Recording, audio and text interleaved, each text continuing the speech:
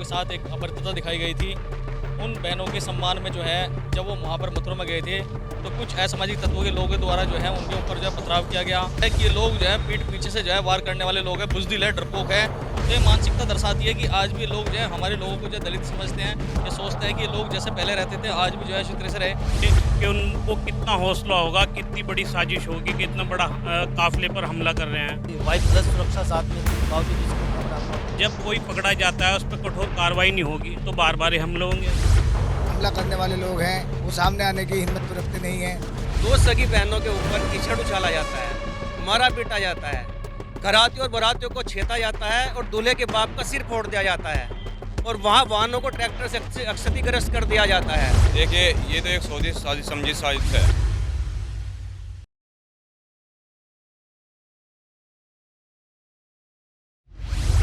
नागीना से सांसद और आजाद समाज पार्टी के राष्ट्रीय अध्यक्ष भीम आर्मी के संस्थापक चंद्रशेखर आजाद पर मथुरा में जानलेवा हमला हुआ। उनके काफिले पर ताबड़तोड़ पथराव किया गया है।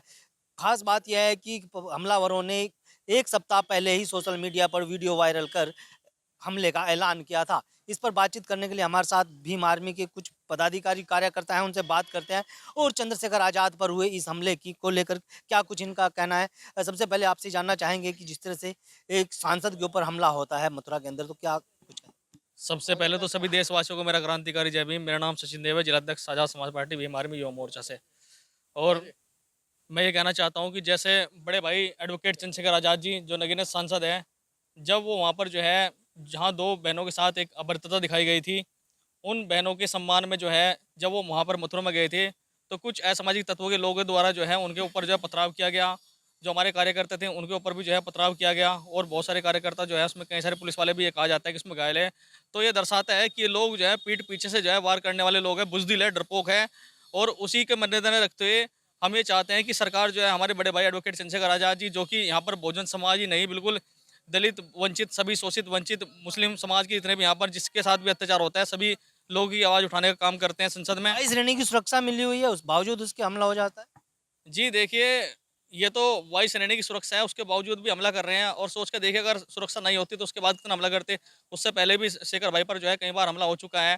तो ये मानसिकता दर्शाती है कि आज भी लोग जो है हमारे लोगों को जो है दलित समझते हैं। ये सोचते हैं कि ये लोग जैसे पहले रहते थे आज भी जो है इसी तरह से रहे। कौन इनको लोग कोई हैं इस सम्मान तरह की हरकतें होती हैं? क्योंकि एक जनप्रतिनिधि है, जनप्रतिनिधि पर हमला होता है तो दलित समाज तो पूरा बहुत बड़ा एक समुदाय अपने आप में, तो वो अपने आप को कितना सुरक्षित। देखिए, मैं किसी जाति धर्म को टारगेट नहीं करूँगा क्योंकि जो व्यक्ति अपराधी होता है वो अपराधी होता है, उसके कोई जात या धर्म कोई नहीं होता है। तो जो लोग ये टारगेट कर रहे हैं वो कहीं न कहीं ये चाहते हैं और ख़ासकर इसमें मुझे लगता है कि बीजेपी का हाथ ना हो क्योंकि बीजेपी को ये डर सताने लगा है कि बड़े भाई एडवोकेट चंद्रशेखर आज़ाद जी जो है यहाँ पर बहुजन समाज की आवाज़ जो है बहुत तेज़ी से उठा रहे हैं और दिन प्रतिदिन जो है उनकी आज़ाद समाज पार्टी भीम आर्मी में कारवां जो है उनका परिवार जो है लगातार बढ़ता जा रहा है और फील्ड में रहकर आज़ाद समाज पार्टी भीम आर्मी के लोग जो है अपने लोगों का काम कर रहे हैं। तो कहीं न कहीं बीजेपी को भी ये डर सताने लगा है कि कहीं न कहीं जो है उनकी सत्ता की जो है अब कहीं न कहीं जाती हुई दिखाई दे रही है और 2027 में एक बड़ा चुनाव होने वाला है और मुझे लगता है बड़े भाई एडवोकेट चंद्रशेखर आज़ाद जी जो है सत्ता में दिखाई देंगे। आप क्या कहेंगे जो चंद्रशेखर आजाद पर हमला होता है, कोई साजिश? देखो साजिश तो थी। जब कोई बड़ी हस्ती कहीं पे जाती है तो एलआईओ वगैरह को सबको रिपोर्ट मालूम होती है और उन सब चीज़ पर चप्पे चप्पे पर नज़र रहती है। ये तो ऐलानिया हमला हुआ एक सप्ताह पहले से। ऐलानिया नहीं, ये साजिश के तहत हुआ है। देखो इतने बड़े काफिले पर हमला करना कोई छोटी मोटी बात नहीं है। आप इसे गंभीरता से लीजिए। आप भी सोचिए कि उनको कितना हौसला होगा, कितनी बड़ी साजिश होगी कि इतना बड़ा काफिले पर हमला कर रहे हैं। किस तरह से देखते हैं तमाम पुलिस फोर्स साथ में थी, वाई प्लस सुरक्षा साथ में थी, बावजूद उसके इतना बड़ा हमला हो जाता बहुत बड़ी दुर्भाग्यपूर्ण बात है। देखो किस तरह से क्या देखते हैं, ये आज़ाद समाज भीम आर्मी के लोगों का अपमान किया जा रहा है। कई बार हो चुका है। देखो इस बारे में पहले भी रिपोर्ट जा चुकी है और इसके लिए हम आंदोलन करेंगे।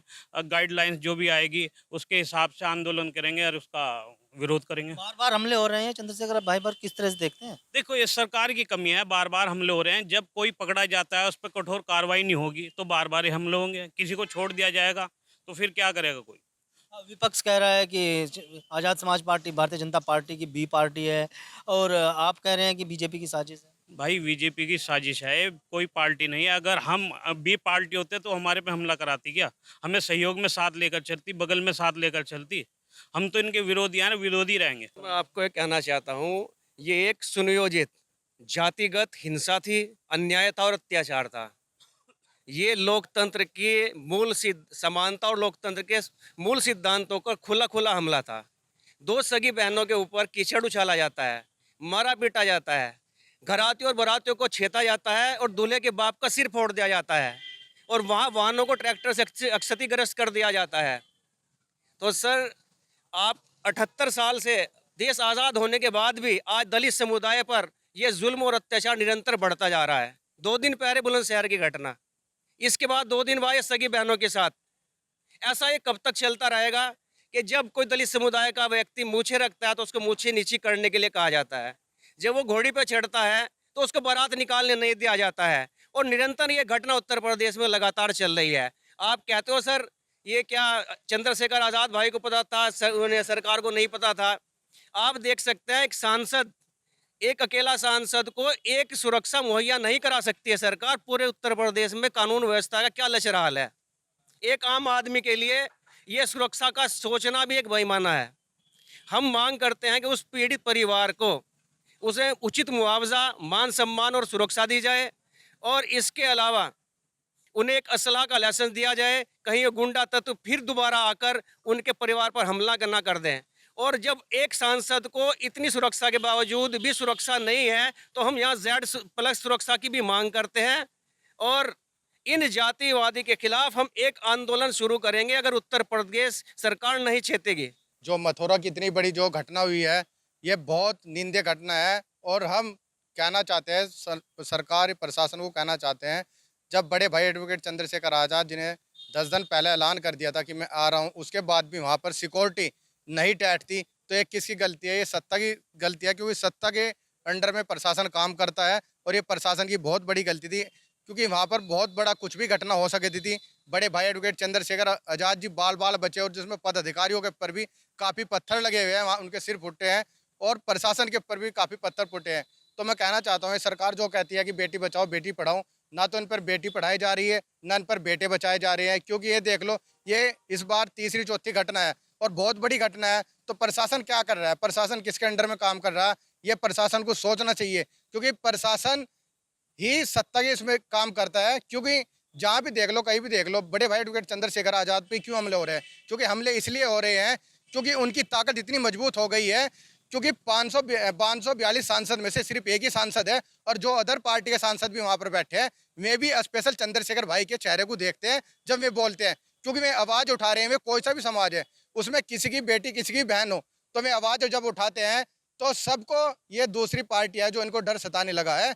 क्योंकि इनको इसलिए डर सताने लगा क्योंकि 26-27 नज़दीक है, और इन्हें पता है वोट का वजूद इनका बढ़ रहा है। क्योंकि हमारी पार्टी कैंडिडेट जिला पंचायत देख लो, वह क्या नाम विधायक देख लो, दूसरे नंबर पे गिर रहे हैं, लीड दे देते हैं फर्स्ट नंबर पर भी, तो उनको डर सताने लगा। तो ये देख लो आपने, जो कितनी गंदी सोच के मानसिकता के लोग हैं, जो हमारी बहन बेटी, किसी भी समाज को बहन बेटी होती है। हमारे साथ आज़ाद समाज पार्टी के जिला अध्यक्ष रविंद्र प्रधान जी भी हैं, उनसे बात करते हैं। पर अध्यक्ष जी, किस तरह से देखते हैं पूरे घटनाक्रम को? एक जनप्रतिनिधि के ऊपर जो देश की सबसे बड़ी पंचायत में बैठते हैं, यानी संसद भवन में के सदस्य हैं, और उन पर हमला हो जाता है। धन्यवाद। सबसे पहले तो आपका सभी देशवासियों को जय भीम।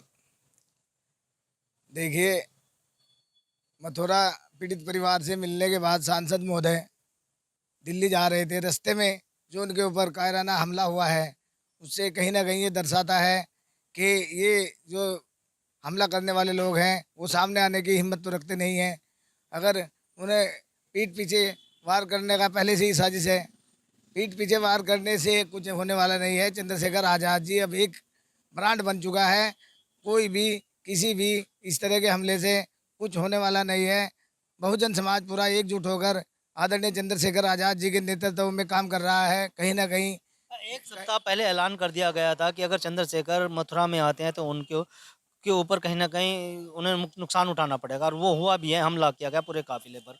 तो आप देख सकते हो, आदरणीय चंद्रशेखर आज़ाद जी को चेतावनी देने के बाद भी उनकी हिम्मत की दाद देनी पड़ेगी। वो कहीं भी किसी भी पीड़ित परिवार से मिलने के लिए अपनी जान को हथेली पर लेकर चलते हैं। ऐसा नेता इस देश में दूसरा और कोई नहीं है।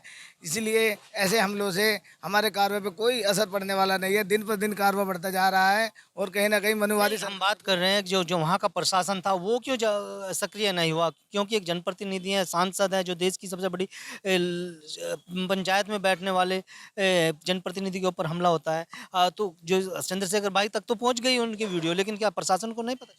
प्रशासन को तो पहले ही पता होगा। तब जो है खुले चेतावनी देने के बाद में हमला हो रहा है, तो कहीं ना कहीं प्रशासन की और सरकार की नाकामी है। इस नाकामी को जो है ये 2027 में बहुजन समाज एकजुट होकर आदरणीय चंद्रशेखर आज़ाद जी के हाथों को जब मजबूत करेगा तो इस तरह के लोग जो हैं ऑटोमेटिक खत्म हो जाएंगे। देखिए, चंद्रशेखर पर हुए हमले के बाद अब Z+ सुरक्षा की मांग की जा रही है। हालांकि Y+ की सुरक्षा उनको दी गई और उसी बीच पर हमला हो जाता है। तो और भी लोग हमसे बात कर लेते हैं। आप किस तरह से देखते हैं चंद्रशेखर पर जो हमला हो? सर सभी देशवासियों को जय भीम। मैं आलोक लोहानी, जिला सचिव युवा मोर्चा से। देखिए, ये तो एक साजिश समझी साजिश है। आप लोगों ने देखा होगा कि मान लो उन्होंने चेतावनी दी और सरकार को ये मालूम होते हुए भी कि हाँ भाई उन्होंने चेतावनी दे रखी है, हमें कुछ भी कर सकते हैं। जब से योगी सरकार बनी है, कानून व्यवस्था को उन्होंने ठप कर दिया है और हम चाहते हैं कानून व्यवस्था सही से लागू होए ताकि हर आदमी को ये सुविधा मिल सके कि किसी पे कोई अत्याचार ना कर सके। आज धरना प्रदर्शन पर आया, क्या कुछ मांग? हम चाहते हैं कि जो हमारे बड़े भाई चंद्रशेखर आज़ाद जी संसद जी पे हमला हुआ है उनकी सुरक्षा बढ़ाई दी जाए, और ताकि जब मान लो ये सरकार इबाल इतने एक संसद की नहीं रक्षा कर पा रही है तो इन जनता की क्या रक्षा कर पाएगी, आम आदमी क्या रक्षा कर पाएगी। तो इसी को देखिए, आज पूरे हिंदुस्तान में हमारा काफिला बढ़ता जा रहा है। इनको डर लगने लगा है कि कहीं सरकार इनकी ना आ जाए अगले। जब से योगी सरकार बनी है इन्होंने कानून व्यवस्था खत्म कर दिया है और गरीब आदमी को तो कहीं सुनवाई नहीं हो रही कानून सरकार में। धन्यवाद आप लोगों का। ये थे हमारे साथ आज़ाद समाज पार्टी के तमाम पदाधिकारी जो सहारनपुर में धरना प्रदर्शन करने के लिए आए। इनका साफ तौर पर कहना है कि जो चंद्रशेखर आज़ाद पर हमला हुआ है उसकी वो कड़ी निंदा करते हैं और Y+ के सुरक्षा के साथ साथ अब Z+ सुरक्षा की मांग कर रहे हैं। वीडियो के बारे में आपकी क्या राय है, हमें कमेंट में। अगर आप ये खबर फेसबुक पर देख रहे हैं तो वीडियो को लाइक करके पेज को फॉलो करें। इसके अलावा अगर आप इस खबर से यूट्यूब के जरिए जुड़े हैं तो चैनल को सब्सक्राइब करके बेल आइकन दबाना बिल्कुल ना भूलें। नमस्कार।